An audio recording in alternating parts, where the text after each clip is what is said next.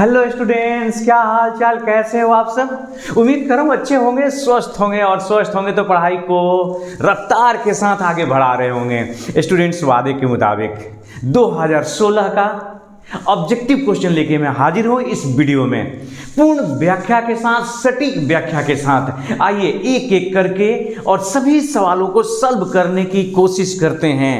सबसे पहला क्वेश्चन लिख दिया हमने बोर्ड पे, सोना धातु AU संकेत लिखा हुआ, क्वेश्चन पेपर में लिखा हुआ है कि का ऑक्सीकरण संख्या होता है। स्टूडेंट्स, मैं बता दूं कि 2016 का जो पहला ही क्वेश्चन है ना, वो थोड़ा कंफ्यूजन से भरा हुआ है। सबसे पहले क्या कंफ्यूजन है, देखिए जानकारी होगी तो थोड़ी कंफ्यूजन होगी, नहीं होता तो कोई नहीं होगी। मैं आपको बता दूं कि रूल कहता है कि किसी भी परमाणु का फ्री स्टेट में, मुक्त अवस्था में, जैसे आपने Fe लिया, AU लिया, Ag लिया, कुछ भी लिया, ऑक्सीडेशन नंबर होता है 0। ये पहला पॉइंट याद रखेंगे। लेकिन अगर उसी में से किसी भी एलिमेंट का किसी कंपाउंड में बात करूं तो कंपाउंड के हिसाब से उसका ऑक्सीडेशन नंबर होगा, और सोना का किसी कंपाउंड में जो ऑक्सीडेशन नंबर होता है वो होता है +1। तो दोस्त, इस लाइन का क्या मतलब निकलता है कि सोना का किसी यौगिक में ऑक्सीडेशन नंबर पूछा जा रहा है कि फ्री स्टेट में, वो ना फ्री स्टेट लिखा हुआ ना किसी कंपाउंड में लिखा हुआ है। लेकिन उस सेंटेंस का जो अगर फ्री स्टेट रहता, मुक्त अवस्था में सोना, तो लिखा रहता कि मुक्त अवस्था में, अथवा रहता कि सोना का किसी कंपाउंड में ऑक्सीडेशन नंबर या इस कंपाउंड में ऑक्सीडेशन नंबर, तो निकाल लेते +1 ही आता। लेकिन कितना होता है पूछा गया, तो हमेशा ऑक्सीडेशन नंबर होता है वो होता है +1। अतः मैं यहाँ पर +1 पे टिक लगाऊंगा। लेकिन दोस्त, आप सब लोगों से मैं कहना चाहूंगा, मैं चौक लेना चाहूंगा एक दूसरे कलर का। मैं आप सभी लोगों से कहना चाहूंगा कि यदि याद रखिएगा कि अगर कहीं लिख दिया कि फ्री स्टेट में, मुक्त अवस्था में, या किसी सेंटेंस से मतलब निकलता है कि मुक्त अवस्था की बात चल रही है, तो 0। आप समझ रहे हैं ना। तो ये हो गया आपका ऑक्सीडेशन नंबर +1। आइए क्वेश्चन नंबर दूसरे पे बात करते हैं। निम्नलिखित में कौन से लायोफिलिक कोलाइड्स है। लायोफिलिक माने द्रवरागी। कौन से कोलाइडी सॉल्यूशन द्रवरागी का एग्जांपल है। तो दोस्त, इस सवाल का जवाब पहले भी मैं दे चुका हूं, बहुत सारा क्वेश्चन इसमें रिपीटेड है, तो इसीलिए मैं कह रहा हूं 2009, 2010, 2011, 2012, 13, 14, 15 तक का हमने सभी पेपर एक एक करके ऑब्जेक्टिव का हल किया हुआ है। इसी आपके अपने प्यारे से कंसेप्ट ऑफ केमिस्ट्री जो चैनल है, इसी पर आप जाकर के पीछे वाले में से सर्च करेंगे और खोजेंगे और देखेंगे। तो द्रवरागी का मतलब होता है कि देखिए, पहली बात कि द्रवरागी कोलाइडी विलयन जनरली ऑर्गेनिक कंपाउंड से बनते हैं। अगर द्रव विरागी की बात चलती है ना, जैसे आता है उसमें सोना का कोलाइडल सोल्यूशन है, लोहा का कोलाइडल सोल्यूशन, तो वो क्या होते हैं, द्रव विरागी होता है। तो लायोफिलिक माने द्रवरागी कोलाइडी विलयन, और द्रवरागी कोलाइडी विलयन के एग्जांपल में आपने लिखा हुआ है, याद किया हुआ है। इसका सही जवाब है गोंद। गोंद जो है वो द्रवरागी कोलाइडी विलयन का एग्जांपल है। आपके लिए मैं क्वेश्चन छोड़े दे रहा हूं। देखिए, क्वेश्चन आपके एग्जाम में पूछा जाएगा कि द्रवरागी कोलाइडी विलयन और द्रवविरागी कोलाइडी विलयन में क्या अंतर है। तो मैं एक अंदर बता दूं क्या, इसी वीडियो क्रम में देखिए। जब परिक्षेपण माध्यम और परिक्षेप प्रवास्था दोनों को मिलाते हैं, सिंपली मिला के छोड़ देते हैं, तो जो कोलाइडी विलयन बनता है उसका नाम होता है द्रवरागी। और द्रवविरागी के लिए क्या रूल है कि परिक्षेपण माध्यम और परिक्षेप जब मिलाओगे ना, तो उसके लिए विशेष टेक्निक, रासायनिक मेथड की जरूरत पड़ जाएगी। तो समझ लीजिए कि वो है द्रवविरागी। द्रवरागी की खास बात क्या है कि वो स्टेबल होते हैं दोस्त, वो स्टेबल होता है। द्रवविरागी जो होता है स्टेबल नहीं होता, मतलब कम स्टेबल होता है। द्रवविरागी में क्या है कि अगर परिक्षेपण माध्यम परिक्षेप प्रवास्था को किसी विधि से अलग कर दे, अब फिर मिला है तो फिर से कोलाइडी विलयन बनेगा। लेकिन द्रवविरागी में ऐसा नहीं होता। तो याद रखेंगे इस तरह से, द्रवविरागी कोलाइडी विलयन और द्रवरागी कोलाइडी विलयन में अंतर लिखें। ये हम आप पे छोड़ दे रहे हैं आपके होमवर्क के लिए। तो इस क्वेश्चन का आंसर हो गया। उसके बाद निम्न में सबसे शक्तिशाली ऑक्सीकारक, पूरी दुनिया भर के स्टूडेंट जानते हैं कि fluorine is the most powerful oxidising agent. Fluorine is the most powerful oxidising agent. किसी को कोई शक, किसी तरह का कोई शक नहीं होना चाहिए, फ्लोरीन से पावरफुल ऑक्सीडाइजिंग एजेंट इस पूरी दुनिया में नहीं है। और इस तरह से इस क्वेश्चन का सही जवाब है फ्लोरीन। आते हैं नेक्स्ट क्वेश्चन। निम्न में से किसकी आकृति चतुष्फलकीय है। दोस्त, यहां पर कुछ आपको समझाना होगा, बनाना होगा कि किसकी आकृति चतुष्फलकीय होती है। सबसे पहले देखिए, अगर कोऑर्डिनेशन नंबर 4 हो जाए किसी कंपाउंड का, कोऑर्डिनेशन नंबर अगर 4 हो जाए तो हाइब्रिडाइजेशन होता है sp3 अथवा dsp2। तो अगर dsp2 हो जाए तो होता है ये स्क्वायर प्लेनर ये स्क्वायर प्लेनर हो जाता है और sp3 होने पर ही होता है चतुष्फलकीय टेट्राहेड्रल। तो हमको ये पता लगाना होगा, देखिए सबका कोऑर्डिनेशन नंबर 4 4 4 4, सब में कोऑर्डिनेशन नंबर 4 ही दिए हुए हैं। अच्छा, ये क्वेश्चन भी मैंने बनाया हुआ पीछे, तो इसमें हमको पता लगाना कि किसका जो है हाइब्रिडाइजेशन sp3 है। तो जिसका हाइब्रिडाइजेशन sp3 हो जाएगा उसका जो होगा आपका ज्यामितीय आकृति होगा कैसा, चतुष्फलकीय। तो आइए एक एक करके चेक करते हैं। तो पहला हमने एक चेक किया NiCN, थोड़ा सा इसमें टाइम देना पड़ेगा हम लोग को 4, तो आपको पहले तो निकालना होगा ऑक्सीडेशन नंबर ना, तो x -4 -2 और x = +2 हो गया। अब Ni का +2 का इलेक्ट्रॉनिक कन्फिगरेशन लिखेंगे दोस्त, तो 3d8 4s, यहाँ पर देखिए अगर Ni का रहता तो 4s2 और 4p0, लेकिन यहाँ पर 2 प्लस होने का मतलब कि यहाँ से इलेक्ट्रॉन निकल के चला गया। तो यहाँ पर कितने इलेक्ट्रॉन है, D में 8 इलेक्ट्रॉन है। आप देख सकते 1 2 3 4, 8 को इलेक्ट्रॉन आप भर के देखिए कैसे भरता है। तो एक सिंगल पहले भर जाएगा, 3 4 5 हो गया, 6 7 और 8 हुआ। 2 अनपेयर इलेक्ट्रॉन दिख रहे हैं दोस्त। एस में कितने ऑर्बिटल आपके पास, 1 है, और पी में कितना ऑर्बिटल है, तो 3 है। अब यहाँ से देखिए, चूंकि यहाँ पर जो Cn है एक स्ट्रॉन्ग लिगेंड है, स्ट्रॉन्ग लिगेंड है, तो स्ट्रॉन्ग लिगेंड क्या करता है, वो पेयरिंग करा देता है। स्ट्रॉन्ग लिगेंड पेयरिंग कराएगा और इसको इधर धक्का देके निकाल देगा, और इस तरह से पहले भी बताया हुआ हूँ इसको, 1 2 3 4, ये इस तरह से पेयर हो जाएगा। और एक यहाँ पर खाली हो गया डी में, एक एस में है, और यहाँ पर पी में 3 खाली हैं। हमें कितने ऑर्बिटल की जरूरत है, 4 ऑर्बिटल की। तो 4 में से एक ऑर्बिटल आपको डी में मिल गया, एगो एस में, और 2 को कहाँ से मिल जाएगा, पी में। देखिए 1 2 3 4 हो गया। तो इस तरह से एगो डी का, एगो एस का, और पी का 2 कितना हुआ, DsP2। इसका मतलब ये हुआ कि इसकी जो आकृति होगी वो चतुष्फलकीय नहीं होने जा रही है, वो स्क्वायर प्लेनर हो जाएगा। अब चूंकि निकेल से ही जुड़ा हुआ ये लास्ट है, पहले दोनों को चेक कर लेते हैं। निकेल से चूंकि हमने इलेक्ट्रॉनिक कॉन्फ़िगरेशन लिख दिया, तो आइए जरा इसका चेक करके देखते हैं। तो यहाँ पर भी देख रहे हैं ना कि ऑक्सीडेशन नंबर तो कितना होगा, +2 ही होगा। तो हम +2 का अगर लिखते हैं, जैसा कि अभी हमने लिखा था यहाँ, तो 3d8 है, 4s 0 है, और 4p भी 0 है। तो एकदम आप तो कहेंगे एकदम सेम टू सेम हुआ, नहीं, सेम टू सेम नहीं होगा। कुछ बात है, 1 2 3 4 5, कुछ तो बात है। आप देखिए क्या बात है, मैं आपको दिखा रहा हूँ। और ये 2 अनपेयर, उसके बाद हाँ यहाँ पर अनपेयर इलेक्ट्रॉन हो गए 2, उसके बाद एस का एक यहाँ पर ऑर्बिटल, और पी में 3 ऑर्बिटल, 1 2 3।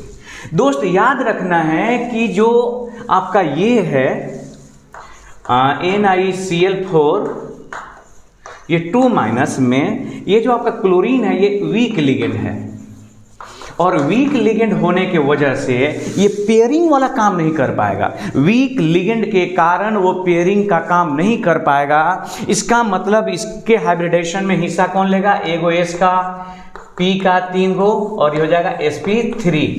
और sp3 होने का मतलब कि इसकी आकृति कैसे हुई, टेट्राहेड्रल चतुष्फलकीय। और इस तरह से दोस्त इसकी आकृति हो गई आपका चतुष्फलकीय। तो ये भी सवाल खत्म, इसको आप स्क्रीनशॉट ले लें क्योंकि हम आगे की तरफ बढ़ेंगे। अगला क्वेश्चन है, देख रहे हैं कि प्रथम कोटि की अभिक्रिया के लिए T-हाफ में और जीवन काल का मान क्या होता है। आप तो याद कर लीजिएगा कि T-हाफ का मान क्या होता है, लेकिन मैं आपको निकाल के दिखा दे रहा हूं कि T-हाफ का मान क्या है और क्यों है। तो देखिए दोस्त, नेक्स्ट क्वेश्चन है, आप समझिए उसका एक्सप्लेनेशन क्या है।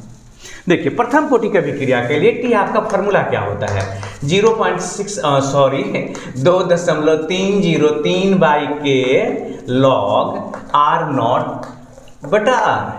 अच्छा, T-हाफ का क्या मतलब, जब ये जो आपकी जो कॉन्सेंट्रेशन है वो शुरू वाले कॉन्सेंट्रेशन का आधा हो जाए, तो इसका ये होता है T-हाफ का फॉर्मूला नहीं होता, सॉरी, ये T के लिए फॉर्मूला होता है। तो T-हाफ के लिए हो जाएगा 2.303 हो गया, सॉरी 2.303/K log R0 तो रह जाएगा, लेकिन R हो जाएगा R0/2। देखिए शुरू की सांद्रता का आधा कर दिया तो हो गया, इसका मतलब ये तो कट जाएगा और हो जाएगा कितना बोलिए, 2.303/K log हो गया 2, और 2.303/K log 2 का मान होता है 0.30, 10 गुना कर दीजिए 0.693 बाई के, यही टी हाफ का फॉर्मूला होता है। और इसी चीज़ को मैंने प्रूफ करके भी दिखाया था। क्वेश्चन आता है कि साबित करें कि प्रथम कोटि का जो अभिक्रिया होता है उसके अर्ध जीवन काल का मान जो होता है ना, कॉन्सेंट्रेशन माने सांद्रता पर डिपेंड नहीं करता, निर्भर नहीं करता,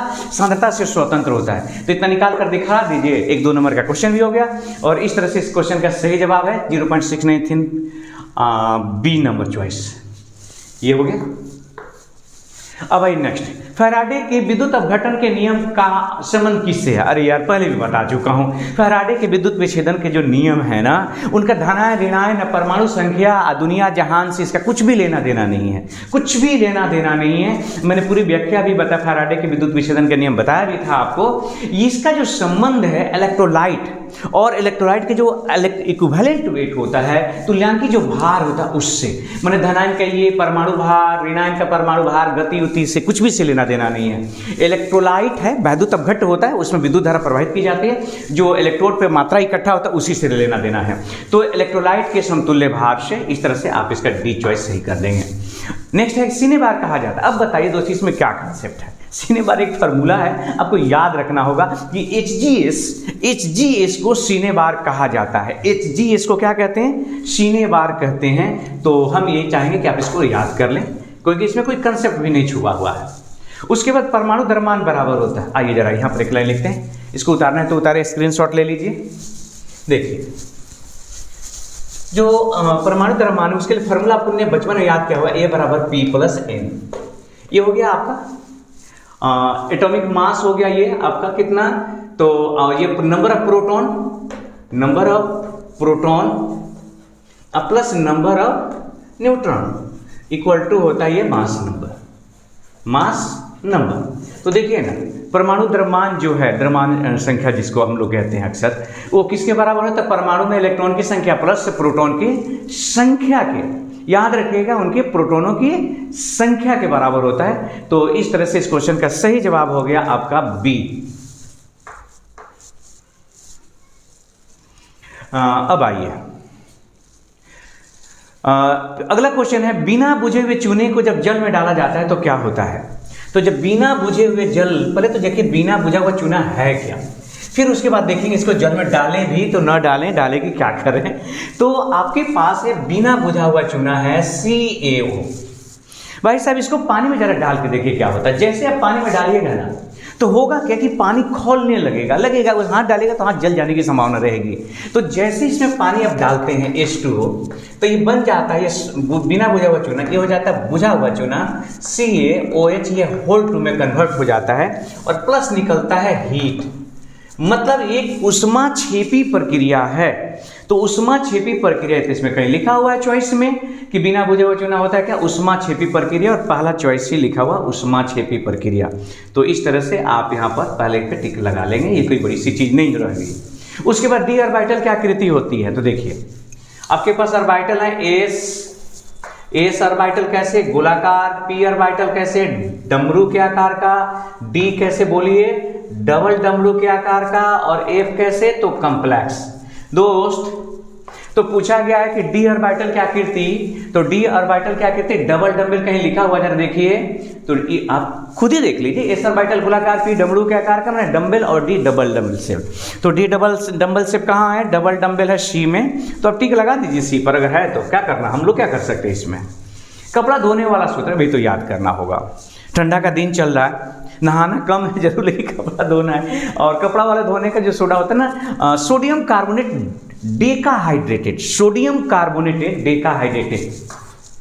तो Na2CO3 10H2O, ये इसका नाम है SOD, सोडियम कार्बोनेट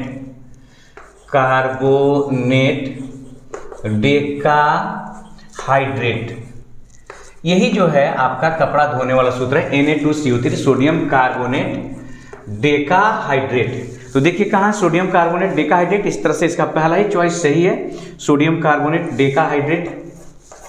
उसके बाद क्षारीय मृदा धातु का इलेक्ट्रॉनिक विन्यास बताइए। क्षारीय मृदा धातु कौन से वर्ग के तत्वों को कहते हैं? इसका स्क्रीनशॉट ले लेंगे। क्षारीय मृदा धातु, पहले जो फर्स्ट ग्रुप है इस ब्लॉक का, उसको बोलते हैं क्षारीय धातु। ठीक है, फर्स्ट को क्या बोलते हैं, क्षारीय धातु। दूसरे ब्लॉक, दूसरे जो ग्रुप के तत्व हैं इस ब्लॉक को, उनको बोलते हैं क्षारीय मृदा धातु या क्षारीय भू धातु भी कहते हैं। मृदा माने मिट्टी, भूमि से रिलेटेड है। अब जो दूसरा है फर्स्ट के लिए तो होता है क्षारीय धातु के लिए, क्षारीय धातु माने फर्स्ट ग्रुप, इसका मतलब हुआ इसको कहते हैं हम लोग NS1 होता है, और दूसरा होता है क्षारीय मृदा या भू शब्द लिखा रहता है धातु, याद रखिएगा। ये होता है आपका सेकेंड वर्ग के एलिमेंट को कहते हैं, और NS2 होता है, NS2।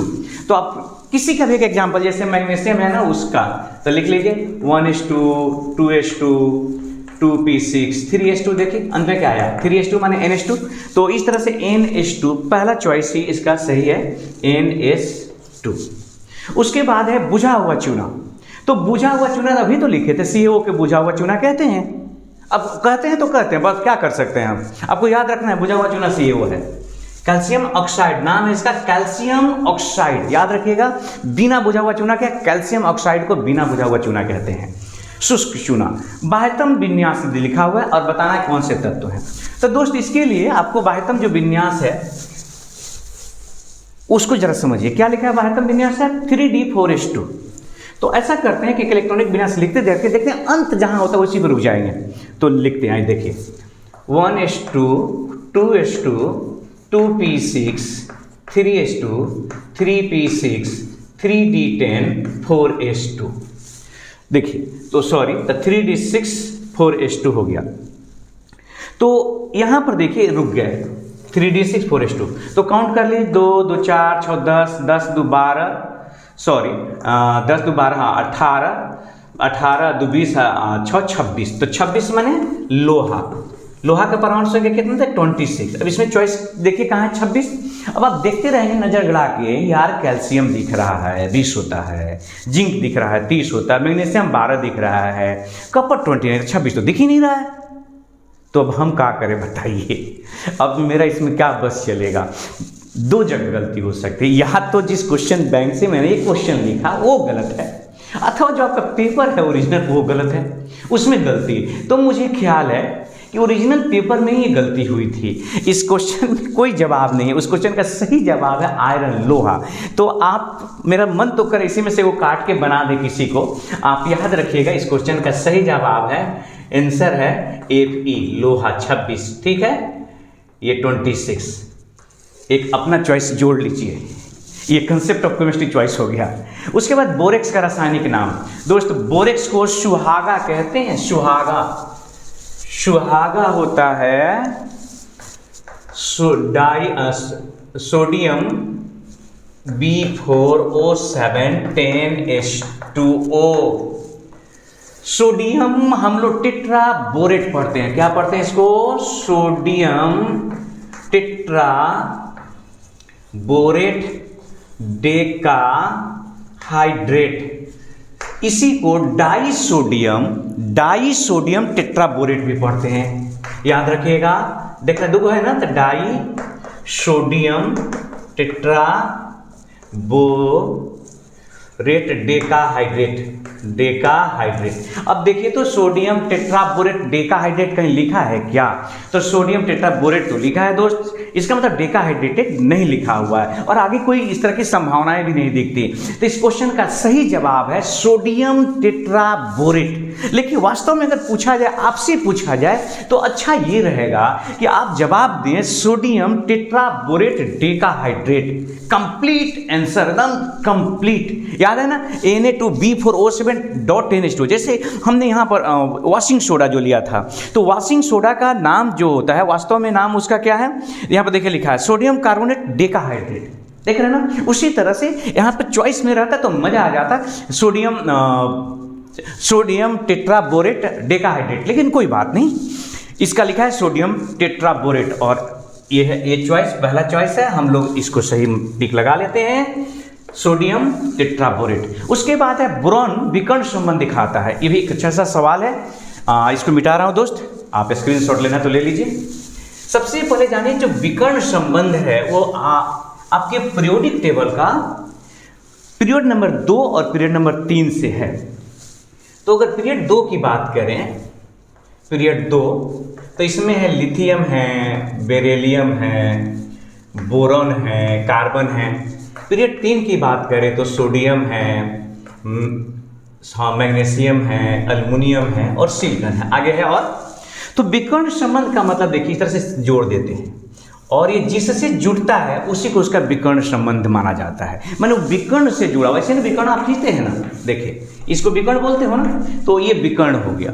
तो विकर्ण संबंध लिथियम का है मैग्नीशियम से, बेरिलियम का है एल्युमिनियम से। अब भाई साहब बोरन का तो देख ही रहे हैं ना, सिलिकॉन से। तो इसमें देखिए सिलिकॉन कहीं चॉइस है, तो डी नंबर जो चॉइस है, सॉरी ये सी है, डी लिखा गया है, ये सी जो चॉइस है ये है आपका सिलिकॉन है। और इस तरह से बोरॉन का विकर्ण संबंध किससे हो गया? सिलिकॉन से हो गया। स्टूडेंट्स आप इसे नोट करें।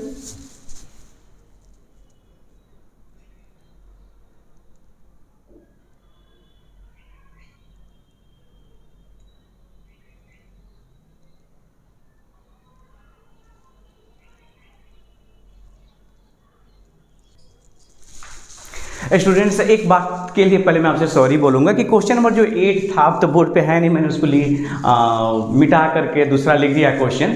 मैं देख रहा था कि जब मैं आपको समझा रहा था तो उसका आंसर बताया कि सी होना चाहिए, और जल्दीबाजी में टिक हमने बी पे लगा दिया है, तो उसको एक बार करेक्ट कर लेंगे आप लोग। जो क्वेश्चन नंबर 8 है जिसमें परमाणु द्रव्यमान से रिलेटेड, तो P + A = P + N होता है, मैंने लिखा भी था, गलती से टिक हमने बी पे लगा दिया था। अब आते हैं क्वेश्चन नंबर, देखते हैं 17 का जवाब। ऊष्मा और विद्युत का अच्छा चालक है। बचपन से आप याद करते आ रहे हैं कुछ चीज़, हीरा और ग्रेफाइट में अंदर जब हम लोग याद करते थे तो याद करिए, उसमें कहते थे हीरा ऊष्मा और विद्युत का कुचालक होता है, हीरा कठोर होता है, और जो ग्रेफाइट होता है ऊष्मा और विद्युत का चालक होता है और मुलायम होता है। तो दोस्त ये तो बचपन वाला चीज काम आ गया ना, तो इस क्वेश्चन का सही जवाब है ग्रेफाइट, जो ऊष्मा और विद्युत का चालक होता है। ये कोवलेंट कंपाउंड है और चालक होता है। उसके बाद है कि निम्नलिखित अपरूपों में कार्बन का सबसे अधिक प्रतिशत है। चारकोल में है, कास्ट चारकोल में, कि कोकोनट चारकोल में, कि ग्रेफाइट में। तो दोस्त इसके बारे में भी किसी तरह की कोई कंफ्यूजन और किसी तरह का एक्सप्लेनेशन की जरूरत नहीं है। जो ग्रेफाइट है उसमें कार्बन का परसेंटेज ज़्यादा है, हीरा में कार्बन का संकरण।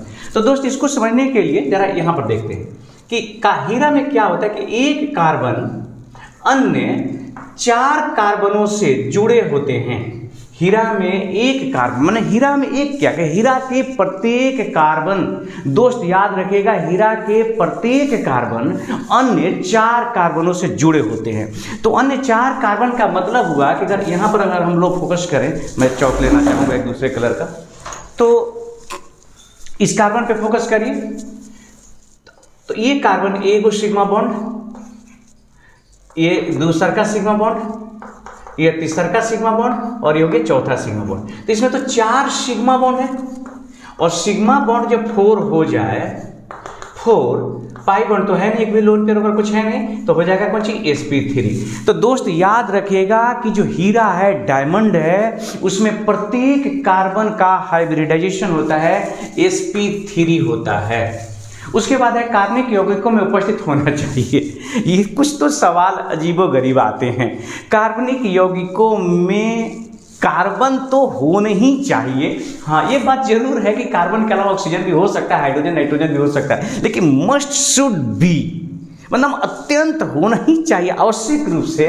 तो नाम है कार्बनिक, तो ऑर्गेनिक कंपाउंड्स में कार्बन होना ही चाहिए। मैंने सही, कुछ तो वाकई मजेदार चीज़ है। उसके बाद है श्रृंखलन गुण। तो दोस्त याद करिए, आप 11 क्लास के या 9-10 के शुरू में पढ़ते हैं कि ऑर्गेनिक केमिस्ट्री के लिए मैंने कार्बन के लिए एक अलग ब्रांच ऑर्गेनिक केमिस्ट्री की जरूरत पड़ती है, जबकि लोहा के लिए अलग ब्रांच की जरूरत नहीं पड़ी। सोना उतना बढ़िया खूबसूरत सा धातु है, तो आपके पास सोना के लिए अलग केमिस्ट्री के ब्रांच की जरूरत नहीं पड़ी।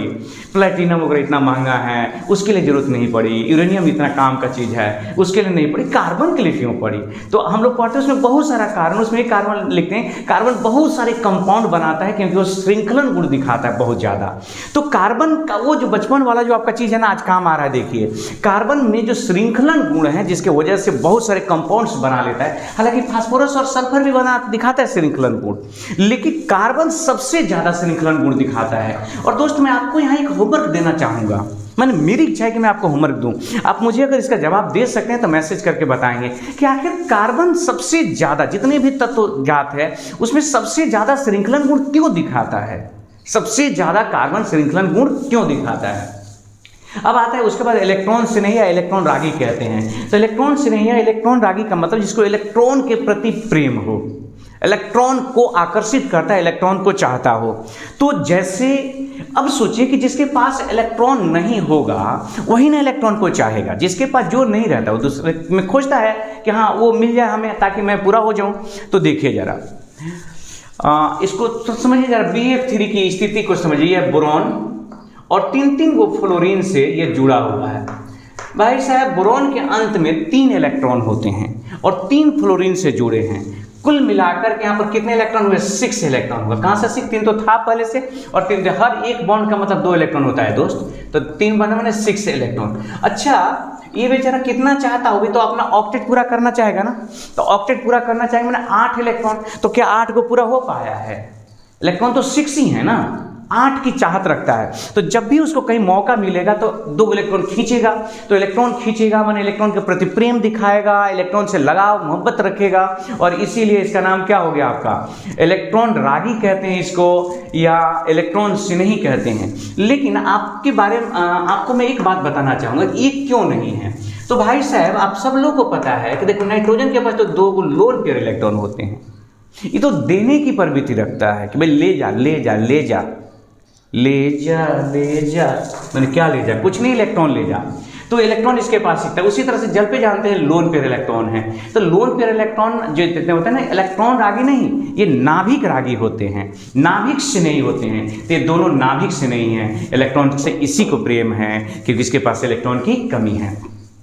उसके बाद एल्कीन में कौन सी अभिक्रिया दिखाएगा, तो दोस्त यहाँ मिटाना चाहेंगे। देखिए अल्कीन का क्या मतलब, अल्कीन मतलब जिसमें डबल बॉन्ड हो। तो जब डबल बॉन्ड होगा, जैसे मान लीजिए कि ये CH2 है और ये CH2 है, अगर हमने इसका HCl से रिएक्शन करा दिया तो ठीक है, एक हाइड्रोजन यहाँ जुटेगा, क्लोरीन यहाँ जुटेगा, ये हो जाएगा। अब देखिए यहाँ पर मान लीजिए कि ये CH2Cl जुट गया और हो गया CH3, तो इसको तो एडिशन रिएक्शन कहेंगे ना, योगज जुट गया आकर सिंपली। तो यहाँ पर दिखाता है ये योगज रिएक्शन दिखाएगा। कहाँ योगज अभिक्रिया भाई, तो पहला चॉइस है योगज, तो जुटने वाला। उसके बाद कार्बन कार्बन जो है ना, ये भी याद करें, बहुत रटने वाली चीज़ दे दिया है कि कार्बन कार्बन जो है सिंगल बॉन्ड की लंबाई कितनी होती है। तो मैं आप लोगों को बताना चाहूँगा कि ये जो लंबाई है कार्बन कार्बन सिंगल बॉन्ड की है, यह लंबाई कार्बन और कार्बन ट्रिपल बॉन्ड की याद कर लीजिएगा, और ये जो लंबाई आपको दिख रहा है कार्बन कार्बन डबल बॉन्ड की है। याद हो गया, डबल बॉन्ड का लंबाई है 1.34 एंगस्ट्रॉम, फिर 1.20 एंगस्ट्रॉम ट्रिपल बॉन्ड, और सिंगल बॉन्ड की लंबाई 1.45 एंगस्ट्रॉम। दोस्तों इसको याद ही रखना पड़ेगा, इसमें तो कोई कंसेप्ट नहीं। और कार्बन की संयोजकता क्या कहा जाए, क्वेश्चनों का तो कभी कभी जो लेवल है ना, देखिए किसी वर्ष में कोई क्वेश्चन है एकदम बेहतरीन क्वेश्चन है जो आपको आनंद दे दे, मजा दे दे, और कुछ क्वेश्चन ऐसे हैं जो आप बोर हो जाए। मैंने आपको बना के लगे कि यार मैं 12वीं क्लास का एग्जाम दे भी रहा हूँ कि नहीं दे रहा हूँ। कार्बन टेट्रावैलेंट होता है, कार्बन की संयोजकता 4 होती है। चलो ठीक है, स्टूडेंट के लिए तो कुछ अच्छा ही है, कुछ तो मजा भी आ जाए ऐसे क्वेश्चन बना करके। उसके बाद देखिए थोड़ा सा ये सोचने वाला क्वेश्चन है, कार्बनिक ठोस की शुद्धता का लक्षण क्या है। तो ऑर्गेनिक कंपाउंड की शुद्धता की पहचान की जाती है क्वथनांक और गलनांक दोनों आधार पर। ध्यान दीजिएगा, ऑर्गेनिक कंपाउंड के शुद्ध है नहीं, उसके क्वथनांक से भी पता लगाते हैं और गलनांक से भी पता लगाते हैं। लेकिन यहाँ कार्बनिक ठोस शब्द का यूज किया गया है कि कोई कंपाउंड और सॉलिड स्टेट में है तो सॉलिड को गला करके और पता लगाएंगे कि उसका गलनांक, मतलब अगर उसमें कुछ मिक्स होगा तो गलनांक घटेगा बढ़ेगा, अगर वो शुद्ध होगा सॉलिड तो गलनांक एकदम स्थिर आएगा, हर बार फिक्स आएगा।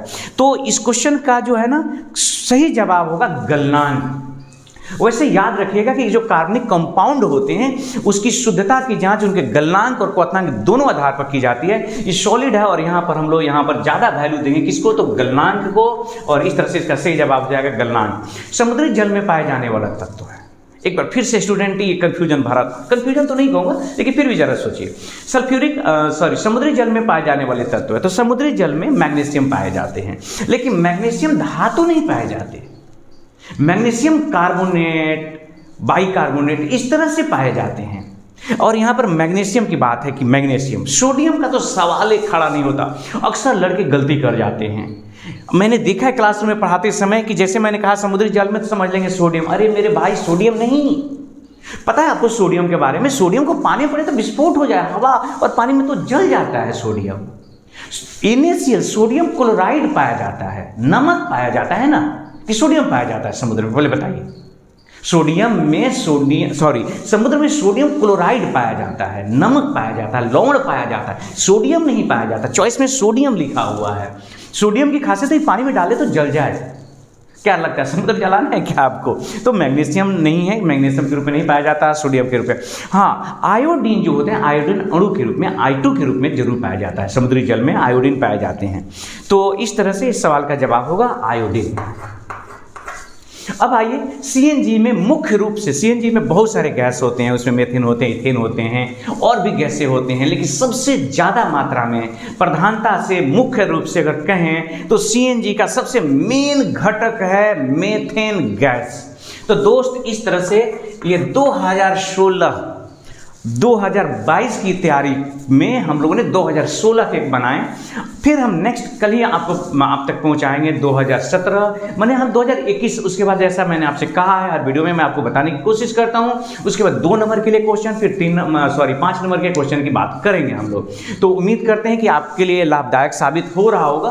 अगर इसी बीच में अगर आपको कुछ 2 नंबर 5 नंबर के क्वेश्चन की लगे कि इसका आंसर आप तक पहुँचा देना चाहिए, तो मुझे आप बताएंगे। बीच बीच में मैं 2 नंबर के लिए क्वेश्चन के लिए वीडियो भी बनाता रहा हूँ। तो फिर भेंट होगी 2017 के ऑब्जेक्टिव क्वेश्चन के साथ। तब तक अपना ख्याल रखिए और हाँ, हंसते रहिए, मुस्कुराते रहिए। जय हिंद।